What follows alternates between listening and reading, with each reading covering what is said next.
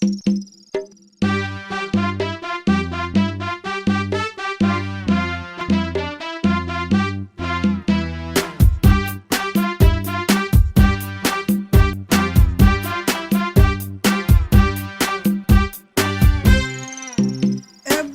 listen up sa aking ikikisentel tungkol sa girl na nagyaya sa akin sa motel.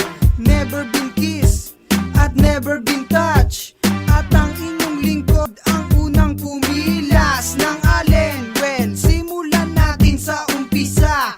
Guturin naman niya pero nagpapakipot pa. Kakaba-kaba ang pagtibok, bumibilis. First time niya kasing makatikim ng French kiss at hawak sa dede, hawak sa pepe. First time din niyang makakita ng galit na tete, at nang mahawakan, hindi napigilan. Nang umandar na ang aking kalibugan, paglabas ng sperm cell, napunit ang muscle. Lumakit, humaba, iwan ang kanyang tinggit, para siyang dinatnan, siya ay duguan. Tuloy-tuloy pa rin at wala nang kawawaan. Virgin ang galawin, dumudugo ng bayuhin. Haw-haw di aaray sa bigutin. Pilit isinisiksik, buto, kaya siya namulaklak sa laki ng burat. Ayoko ng beach na lulugo-lugo, ilabas ang kuday, virgin ang gusto ko.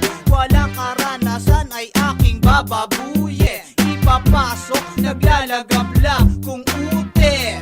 La la la la la, lalamas-lamasin ko, kakagat, kagatin, bilugang suso.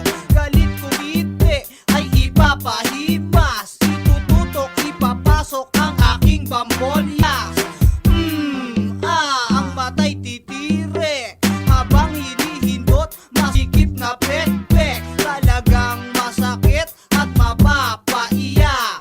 Tutugo ang puke at magsusugat. Dadahan-dahanin, bibilis-bilisan, sa loob ipuputok pag ako'y nilabasan. Aangat ang pekpek at mapapasigaw. Raisa, ow, ow, ow. Virgin ang galawin, dumudugo ng bayuhin. Haw-haw di aaray sa bigutin.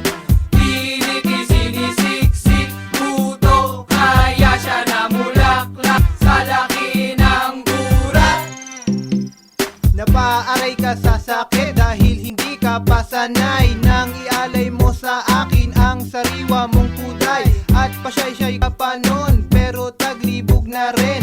At hindi ko inakala na ika'y duduguin. Pinagpilitan ko man ipasok aking burat, dahil sa pag-aasam na matikman ang iyong bilat. At kahit hindi kasya ay aking pinagkasya, kasi naman ang ulad mo para sa akin ay grasya. Pinapaspasan ko kahit na menor, ayos at ox na ox, 15 anyos ay pabor. At kahit na duguin ka, wala pa